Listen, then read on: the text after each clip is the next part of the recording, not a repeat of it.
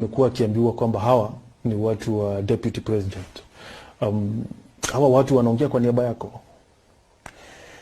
Mimi nimekuambia Martin, rais ako na uwezo wa kuzungumza mambo bila ya watu wengine kuzungumza kwa niaba yake, na mimi vile vile niko na uwezo wa kuzungumza mambo yangu bila ya kudelegate kwa watu wengine waseme kwa niaba yangu.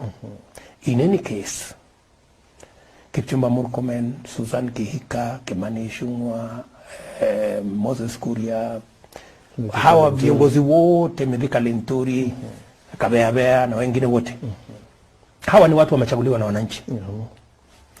Na kama kuna kikundi ambayo wanazungumza on their behalf, naamini wanazungumza kwa niaba ya wale watu waliowachagua, kwa sababu hawa ndio watu legitimately wanaweza kusema wanazungumza kwa niaba ya wale waliowachagua.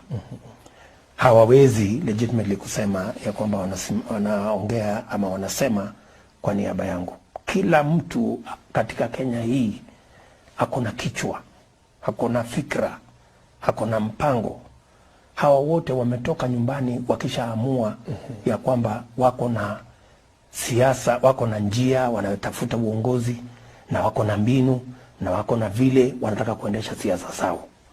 Na ni vizuri tuheshimu ya kwamba vile nimesema, wale ambao wanajifanya eti waniongea kwa niaba ya rais na hawaongei kwa niaba ya rais, naamini ya kwamba hakuna mmoja hawa viongozi ambao wanasemekana wanasema kwa niaba yangu wamesema ati mimi nimewatuma.